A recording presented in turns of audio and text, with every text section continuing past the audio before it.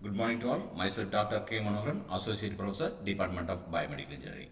So today class we are going to discuss about relay interface.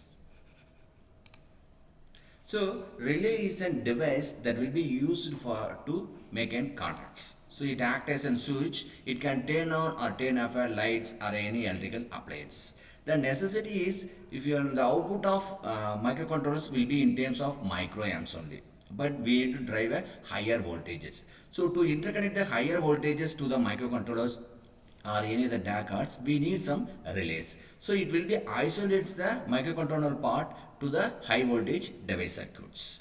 So in relay, you have two types of contacts. One is NC and another one is NO. So N is normally closed, NO is normally open. So look at this. This is normally closed, this is normally open, and this is common terminal.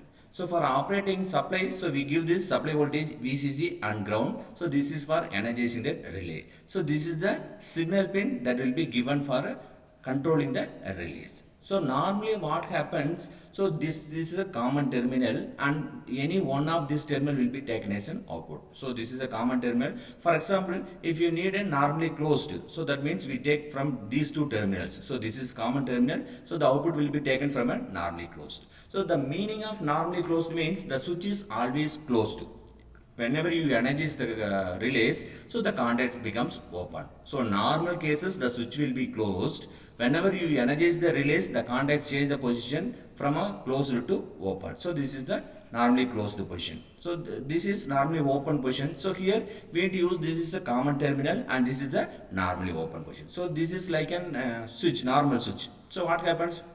If you are not touching the switch or if you are not turning on the switch, the light will be off. So that type will be this normally open. So normally open means the switch is open position. So once if we energize it, the relay will be close the contacts and it makes the connection. So what happen actually, so once if we energize the relays, the contact positions will be changed. So both normally open and normally closed changes from the initial position to energized position. So if you take a normally closed, so normally it will be in closed position. Once if we energize it, it will be open. Similarly, if you take a normally open contacts, so normally it will be in open positions. Once if we energize the relays, so it becomes a closed. So normally if you want a light to be turned on, we use this normally open type.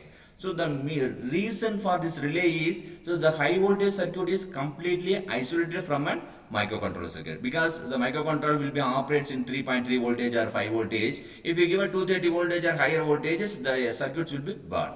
So to completely isolate a microcontroller circuits to the higher voltage circuits, we use this relays. So for operating a relays, we use this VCC and ground. Look at this.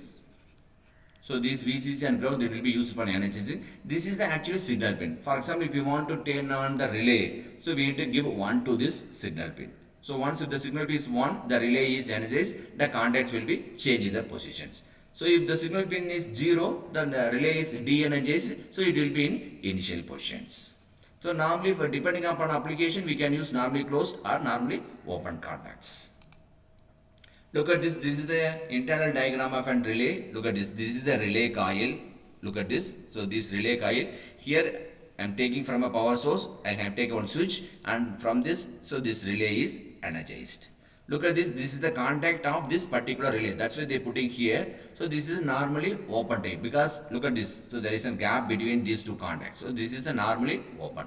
If normally closed means you put a cross symbol here. So this is the normally open. What happens once if we energize this relay, these two contacts will be closes. Look at this. So when you close this switch, so what happens from the power source, this relay will be start energizing. So once it energizes, this contacts will be closes. So once it closes, what happens? So from the power source through this contact, they will be go for a load.